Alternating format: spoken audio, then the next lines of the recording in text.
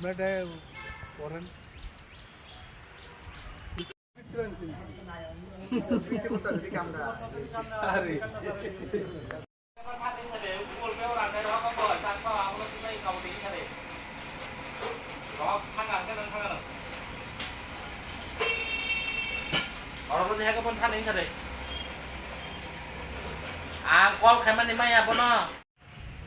আচ্ছা আমরা এই আমাদের খোয়াইয়ের অনবদ্য পেট্রোল পাম্পের পাশাপাশি একটা জায়গাতে একটা লোক কি নাম স্বপন ঘোষ নামে একটা লোক উনি পেট্রোল বিক্রি করছেন অবৈধ উপায়ে। আমরা আউটপোস্ট থেকে খবর পেলাম, সঙ্গে সঙ্গে আমরা আসলাম, এসে দেখলাম হ্যাঁ ঘটনার সত্যতা আছে এবং পুলিশ যথারীতি ওনাদের এখন সিজ করবেন।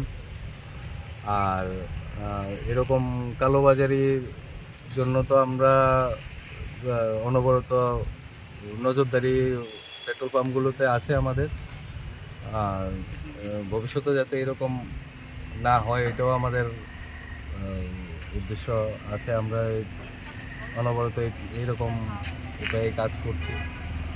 তো এখন আপাতত ওনার বিরুদ্ধে আইনানুগ ব্যবস্থার জন্য আমি এখানে পুলিশ থেকে আইনানুগ ব্যবস্থা নেওয়া হবে। স্যার, যেটা খবর ছিল স্যার, সকাল থেকে এখানে এইভাবে পেট্রোল বিক্রি করা হচ্ছে, একটা সঙ্গেই 50 মিটারের মধ্যে পেট্রোল পাম্প রয়েছে, সেখানে সিসিটিভি ফুটেজগুলি কি চেক করবেন আপনারা? হ্যাঁ, অবশ্যই আমরা এখানে চেক করব।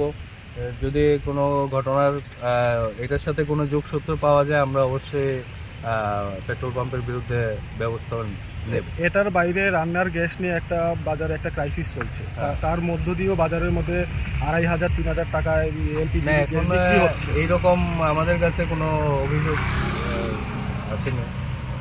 তো আমরা এখন ক্রাইসিসেরও এরকম কোনো অভিযোগ নেই।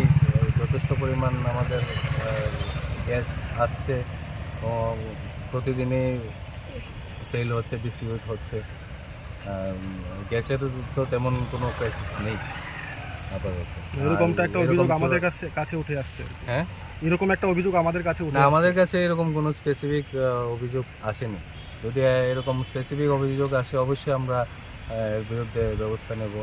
আমাদের তো নজরদারি অনবরত আছে। Thank you.